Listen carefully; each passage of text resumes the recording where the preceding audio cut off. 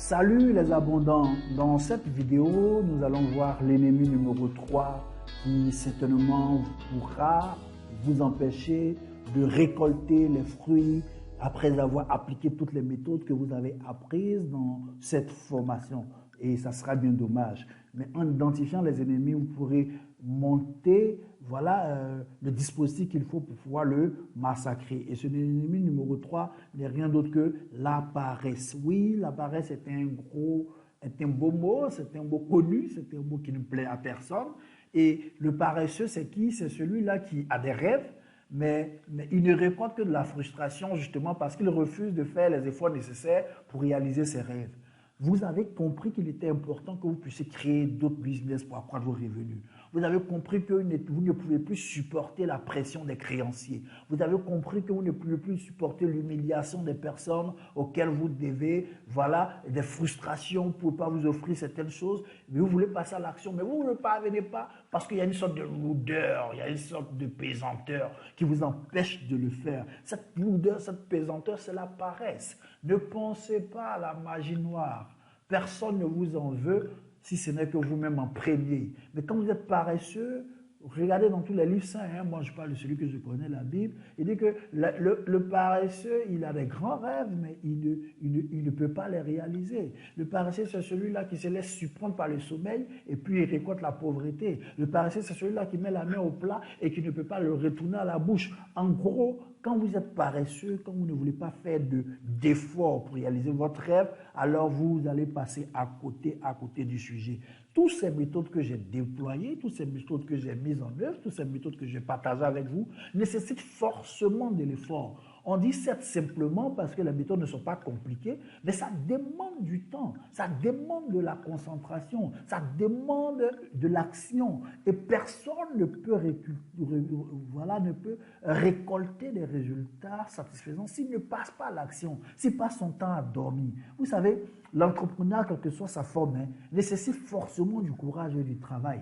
Je me souviens, il y a quelques années en arrière, quand je commençais ce business de veste, il n'y a pas un samedi où je ne partais pas dans le grand marché d'Adjamé, qui est en Côte d'Ivoire, pour ceux vous qui me suivez à travers le monde. Je partais à Adjamé, qui est notre grand marché commercial. Et puis, Adjamé, le black market, c'est un lieu où il y a la boue. Ce n'est pas agréable d'y aller. Et c'est réputé être rempli de voyous, de pickpockets et autres. Mais j'y allais régulièrement. Je portais les vêtements de ceux qui y vont, de telle sorte que je ne sois pas intimidé par qui que ce soit. Mais il fallait que je le fasse pour maîtriser le marché, pour maîtriser le domaine, pour qu'aujourd'hui je puisse passer à échelle. Donc vous aussi, comprenez qu'il y a forcément une étape par laquelle vous devez passer, qui est de mouiller les maillots. Et puis par la suite, commencer à récolter véritablement le fruit. Donc, ceux qui disent que, je travaille intelligemment, je ne fais pas assez d'efforts, c'est vrai, mais à un moment donné, il faut travailler très dur, travailler hard, et puis à un moment donné, ces revenus-là commencent à devenir passifs, vous les gagnez. Vous n'imaginez pas le nombre d'heures, le nombre de nuits blanches que je fais à enregistrer ces vidéos-là, ces heures de vidéo, c'est du travail que je fais, mais après, ça pourra tourner en passif. Donc, arrêtez de vous leurrer. Si vous êtes paresseux, vous ne pouvez pas avoir beaucoup d'argent. Si vous êtes paresseux, vous ne pouvez pas gagner, vous ne pouvez pas mettre en œuvre ces méthodes. C'est pourquoi je vous interpelle sur la paresse. C'est pourquoi je vous dis que même quand le travail à faire n'est pas physique comme celui que je fais maintenant, il y a forcément des efforts à fournir qui sont parfois énormes et qui vous réclament des sacrifices. Comme le sommeil, je vous le dis, je sacrifie beaucoup mon sommeil. Et demain, quand le Jack Ma africain sera ce milliardaire qu'il ambitionne d'être, on dira que j'ai enterré un bœuf alors que ce que j'ai enterré, c'est mon sommeil. Ce dont j'ai fait fi, c'est mon confort. J'ai fait des nuits blanches, les amis.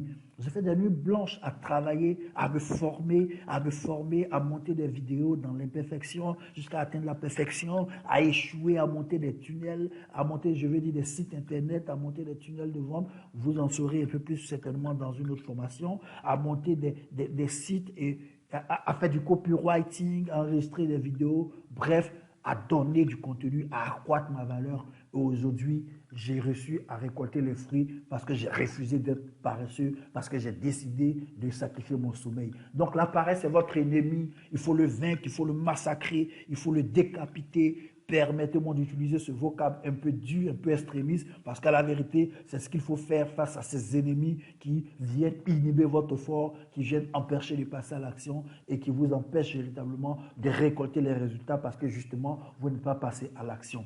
J'espère que vous avez compris qu'il est important d'être courageux, il est important de passer à l'action et il est important de bannir la paresse de vos habitudes. C'était Christian Kobou, votre ami abondant. On se retrouve dans la vidéo prochaine, dans la next vidéo, pour parler du quatrième ennemi que vous devez identifier et que vous devez décapiter. Ciao, à tout de suite.